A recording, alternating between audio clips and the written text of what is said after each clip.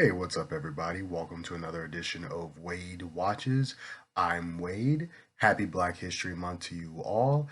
And if you remember from my last video, I said I was going to be reviewing a series of black movies, predominantly African American movies, on this channel in honor of Black History Month. And today we're kicking that series off, Black Movies Matter, BMM for short, with The Wiz, which was released in 1978. I'm sure you're all familiar with it. It's Michael Jackson's one and only feature film role.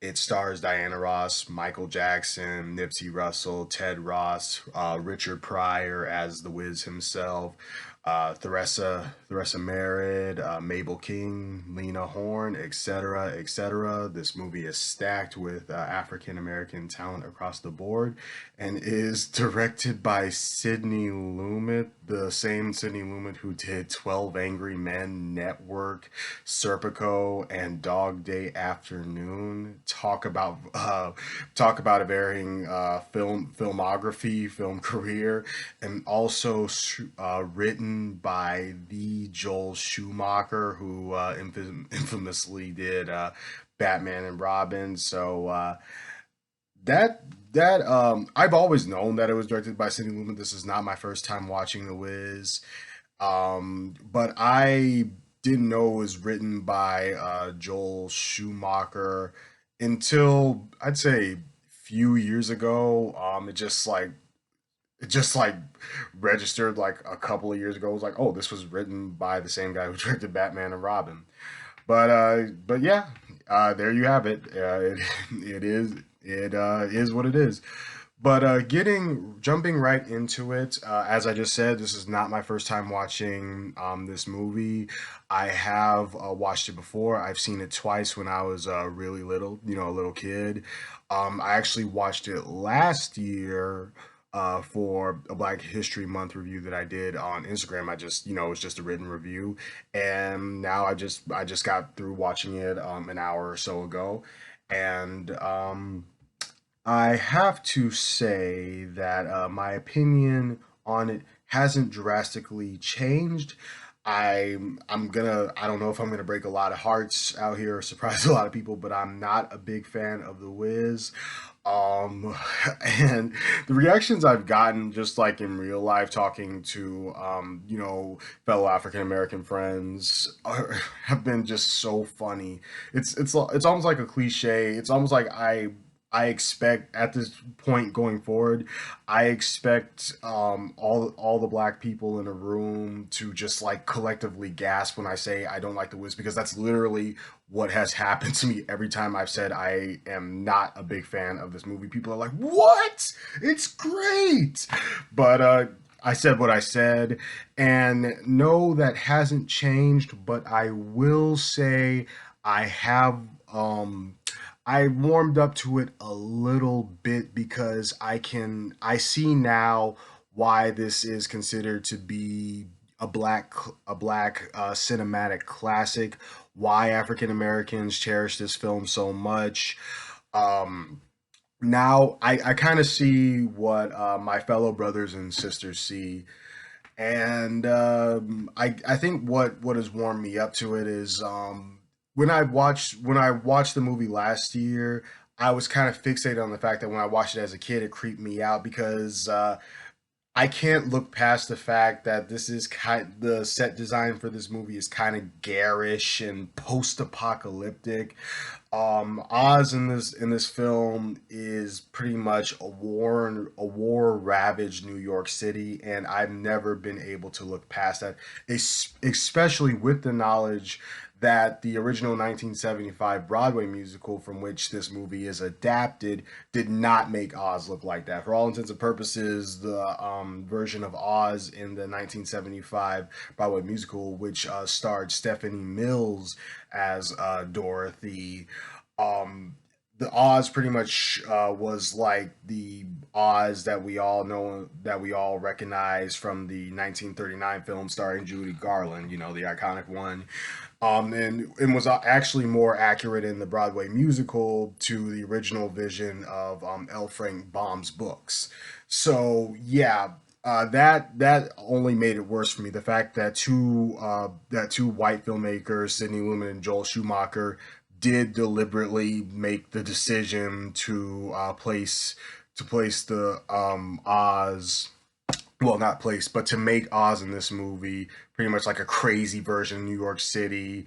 And I mean, in film, it makes sense because this version of Dorothy is from Harlem in New York City. So when she gets swept away to Oz on a snow blizzard, it's pretty much like a crazy version of New York City. So in the movie, it does make sense, but like, adaptation wise, I still to this day don't understand why they decided to make Oz a butt ugly version of New York City, and I'm still not, very forgiving of that. That it's a glaring flaw for me. Like I can't get past the fact that Oz looks like crap in this movie. There's like one scene where all the characters are like, easing down the yellow big brick road. We all know that song. And there's like they're walking past like piles of garbage bags. I can't look past that. So that being said, that's pretty much the glaring flaw I have with The Wiz. It's kind of an ugly looking movie in my opinion, and it's also very unnecessarily creepy. This is a I know it came out in 1978, and G then is very different than the G now, but this movie has some just unnecessary creep factor, and that's something that's always put me off of it because I was creeped out. I was creeped out by it when I watched it as a kid. And it's still kind of freaky now. Like, especially the first few minutes when Dorothy finds herself in Oz and the Munchkins come to life, start peeling off the wall. That was very unsettling. Like, why is that there? Um, the infamous subway peddler scene, I'm more forgiving of because that's meant to be, an eerie, unsettling moment. That's meant that sequence is all about them facing a danger together, and that's kind of like the evil forest in this version of the Wizard of Oz tale. But what was the Munchkins are supposed to be, the cute little good guys? Why are they like coming off the walls like they're zombies? But I digress. So that's the thing for me. Visually, it's not at all appealing, and it's a creepy movie, and I'm still not able to look past that. However, I I will say that across the board, the soundtrack is pretty solid. Not gonna lie, loved all the songs. Wasn't that big of a fan. The only one that kind of like fell flat for me was the Munchkin song "He's the Wizard." It kind of sounded like it was something from Sesame Street. It just didn't really gel with the rest of the music, but the rest of the music is pretty solid. That's no surprise there. Motown produced it. Quincy Jones worked on the soundtrack, so it's all up there. Disco, funk, some gospel, solid soundtrack across the board with huge black talent behind it. If I had to pick a favorite song, it would definitely be "No Bad News." I was like bobbing my head and kind of dancing to it. That's the catchiest song. Scoot over, ease on down the road. I know that's the big showstopper. "No Bad News" is my personal favorite. So yeah, I warmed up to it. And another thing that I will say is that on this rewatch of it, uh it was very heartfelt for me. Originally I didn't really like Diana Ross as Dorothy. I kind of felt that she was way too whiny and timid, as opposed to Judy Garland in the original, who Judy Garland has her moments where she's scared, but she's more like in awe of this new world that she finds herself in. But then I realized they might be the same character in name, but they're two very different portrayals. In the Garland version that we all know and love, Dorothy wants to be whisked away. She wants to get out there and see the wider world. She wants to see what's over the rainbow. Whereas this version of Dorothy is the polar opposite. She doesn't want to leave the comfort of home. She wants to stay in one place. On is telling her, you need to move out, and start a life of your own. And Dorothy's like, oh, I don't want to. What good does that do? And that makes her pretty much the polar opposite of Garland's Dorothy. She's very timid and scared, and the whole thing in this movie is that she needs to face her fears. And when she gets transported to Oz, she's forced to do that with the help of the Scarecrow, the Tin Man, and the Cowardly Lion, who were all played really well by Michael Jackson, Nipsey Russell, and Ted Ross, respectively. And they're kind of in the same boat. You know the deal. Scarecrow wants a brain, Tin Man wants a heart, Lion wants some courage. And I really felt for them in this movie because I feel like just because in my opinion, this version of Oz is kind of creepier and darker. They have to face more together, and it actually kind of warmed my heart in a couple of scenes. Them encouraging each other, just saying, hey, my friend, everything's all right. I really felt their bond, and I have to say, I really felt the bond in this one over the original Wizard of Oz. I'm not kidding. I've seen the original Wizard of Oz many times too.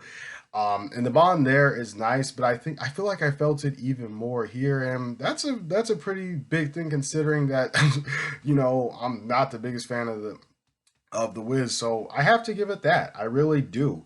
Like, I don't know, it just came off more natural. The bond between the four of these guys came off more naturally here, in my opinion, than it did in the Wizard of Oz, where the bond is still good, but it came off better here. So there's that too.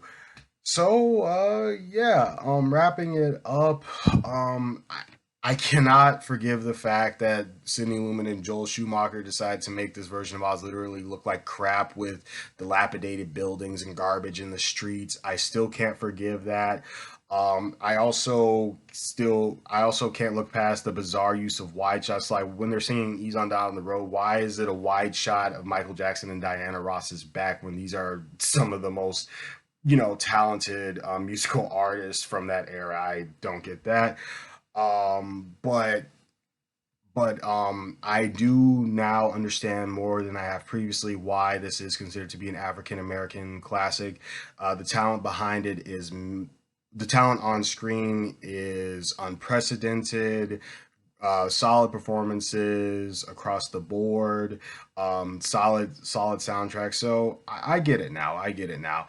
Still not a personal favorite for me. Still not a big fan personally, but I see why The Wiz has had this huge cultural impact on the African American community. I see it now, really I do. And I mean, honestly, how many all black musical fantasies can you think of? Honestly, even to this day, even with Black Panther and Black Panther Wakanda Forever, we don't have a lot of like all black fantasy movies out there. So I get it. I really do. That being said, I'm going to still rate The Wiz a 5.5 out of 10 because of the things I mentioned earlier. It's still hard for me to overlook those things, but I don't hate it as much as I have in the past. I used to say it too. I hate this movie. I hate this movie. I don't hate it. I don't love it. It's just kind of, you know. I well, no, I'll say I struggle I struggle to say I dislike it. Um I mildly dislike it. How about that? How about that? I mildly dislike it because I don't strongly dislike it because of you. You heard what I just said. That bond really hit me in the feels. It really did. I'd be lying if I said I didn't. The whole Dorothy want to get home hit harder. So I'd be a liar if I said, oh, I didn't care. I did. So it's not a complete piece of crap. So I only mildly dislike the Wiz. So again, 5.5 out of 10 for 5.5 out of 10 for The Wiz. Thanks for tuning in for the first episode in the Black Movies Matter series, and I look forward to seeing you guys all later on down the road.